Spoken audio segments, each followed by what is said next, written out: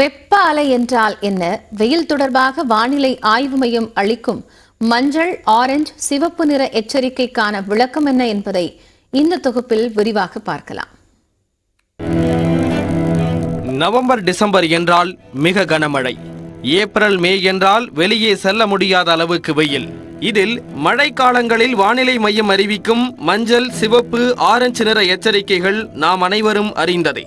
இந்நிலையில் கோடை காலங்களிலும் வெப்பம் தொடர்பான மஞ்சள், ஆரஞ்சு, சிவப்பு நிற எச்சரிக்கைகளை வானிலை ஆய்வு மையம் வழங்கி வருகிறது.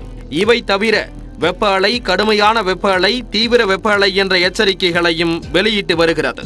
இயல்பாக பதிவாகும் வெப்ப அளவை விட 4.5 டிகிரி செல்சியஸ் முதல் 6.4 டிகிரி செல்சியஸ் வரை அதிகமாக பதிவானால் அதனை வெப்ப அலை என்று இந்திய வானிலை ஆய்வு மையம் குறிப்பிடுகிறது.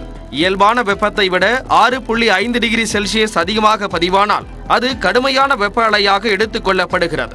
உதாரணத்திற்கு, சென்னையில் இயல்பான வெப்ப அளவு 36 டிகிரி செல்சியஸ் இருக்க வேண்டிய நிலையில் 41 டிகிரி செல்சியஸ் பதிவானால் அன்று வெப்ப அலை வீசியதாக எடுத்துக் கொள்ளப்படுகிறது. அதே வேளையில் இந்தியாவில் சமவெளி பகுதிகளில் 45 டிகிரி செல்சியஸுக்கு மேல் வெப்பம் பதிவானால் அதை வெப்ப அலை என்றும், 47 டிகிரி செல்சியஸுக்கு மேல் வெப்பம் பதிவாகி இருந்தால் அதை கடுமையான வெப்ப அலை எனவும் எடுத்துக் கொள்ளப்படுகிறது.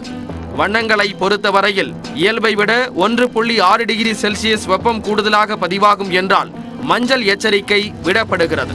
ஆரஞ்சு எச்சரிக்கையின் போது இயல்பிட 3.1 முதல் 4.4 டிகிரி செல்சியஸ் வரை வெப்பம் அதிகமாக பதிவாகும் என எச்சரிக்கப்படுகிறது.